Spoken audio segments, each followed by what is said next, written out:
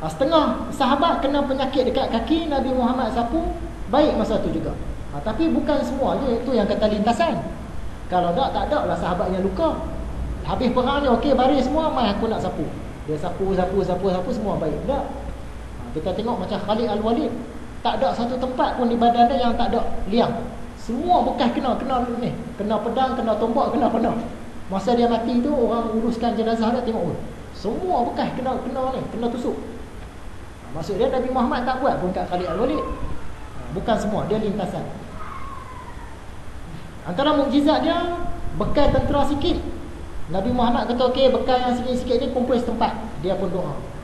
Bila doa, okey, ambil. Tadi sikit, sekarang ramai-ramai pergi ambil, semua cukup. Antara mukjizat dia, satu orang musyrik ni bernama Al-Hakam.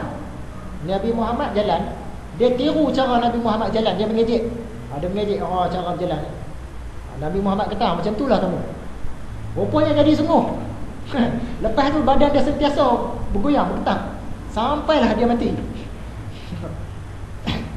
Jadi kata Imam Ghazali, sesungguhnya kami ringkaskan kepada yang terkenal sahaja. Dia petik mukjizat Nabi Muhammad ni, mana yang popular sahaja. Ada banyak lagi mukjizat Nabi Muhammad, tapi dia petik mana yang cerita-cerita yang masyhur.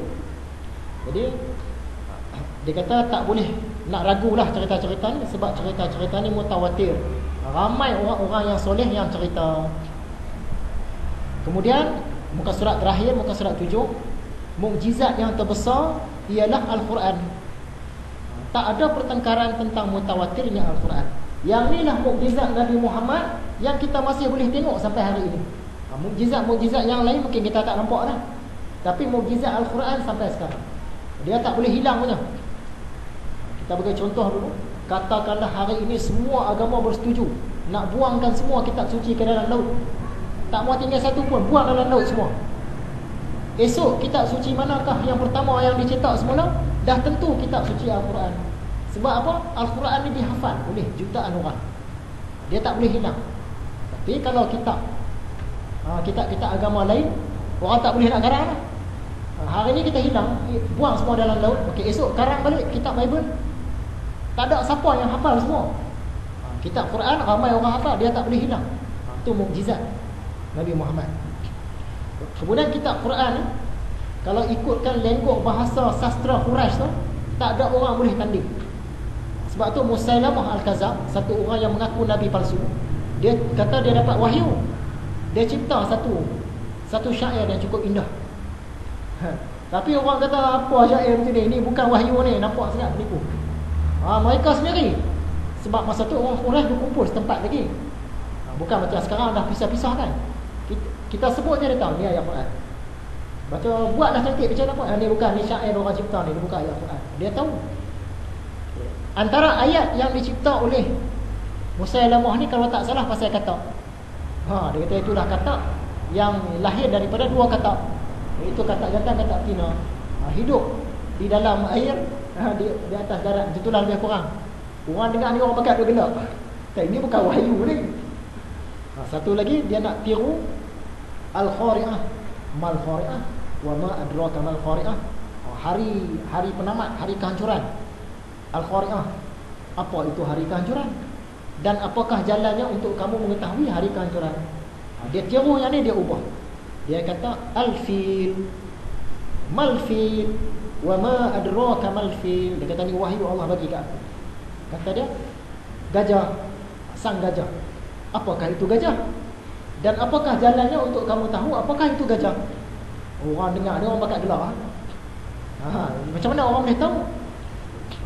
Sebab perkataan wa ma adraka ma, wa ma adraka ma ni dia tuju kepada benda-benda yang tak tercapai fikiran kita. Macam malam Lailatul Qadar. Wa ma adraka ma Lailatul Qadar. Dan apakah jalannya kamu nak tahu apa itu malam Al-Qadar? Dan apakah jalannya kamu nak tahu apa itu hari kehancuran? Baru Tuhan guna wa ma adraka ma. Maksud dia benda-benda yang manusia susah nak capai.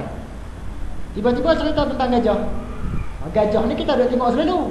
Jadi orang kata nampak sangat menipu. Kata kat mana menipu? Ni kamu guna wa ma adraka ma. Yang ni untuk benda-benda gaib yang susah fikiran nak terima saja. kamu tuju pada gajah, nampak sangat bukan wahyu. Tak boleh cipta. Dia buatlah cantik macam mana pun tak boleh lawan dengan mukjizat Quran. Katakanlah, sesungguhnya kalau manusia dan jin itu berkumpul untuk mengadakan yang serupa dengan Al-Quran ini, nescaya tiadalah mereka dapat membuat serupa dengannya, biarpun sebahagiannya menjadi pembantu bagi yang lain. Kumpullah semua, bantulah ahli-ahli bahasa. Nak buat satu ayat pun memang tak boleh buat. Nak buat satu surah tak boleh buat. Surah Al-Isra ayat 88. Dan telah berlalulah sampai sekarang 500 tahun lamanya. Maksud dia dari zaman Nabi Muhammad sampai zaman Imam Ghazali, tak ada siapa pun yang boleh cipta satu ayat lawan Al-Quran yang sama dengan ayat Quran. Sampai zaman kita pun tak ada. Jadi nampaknya perkongsian kita sekadar itu saja. I talk, you think. Saya cakap, tuan-tuan dengar, fikir. Di depan tu gambar Bukit Uhud, dan di belakang replika pedang Zulfiqar. Bentuk yang sebenar kita tak tahu, tapi orang gambarkan macam itulah bentuk dah. Bila orang buat pameran, replika ni lah yang dipamerkan.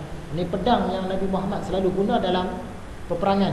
Dan pedang ni kemudian dia bagi kepada Sayyidina Ali, kemudian pedang ni hilang. Tak tahu ke mana.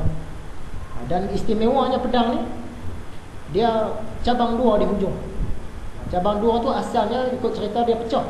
Masa perang tu pecah hujung dia tu. Tu yang dia bercabang dua. Asal pedang ni orang kafir juga yang punya. Dalam satu perang tu Nabi Muhammad dapat harta rampasan, jadi dia punya lah. Dia pakai pedang ni. Jadi kalau yang minat ilmu-ilmu mistik ni, dia cukup gila lah pedang ni. Kata akhir zaman ni akan datang pedang Zulfiqar, macam-macam lah cerita mereka kan.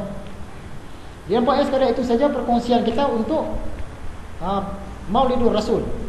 Minggu depan kita sambung baliklah kitab Ihya kita, bahagian bahaya ilmu. Jadi nampak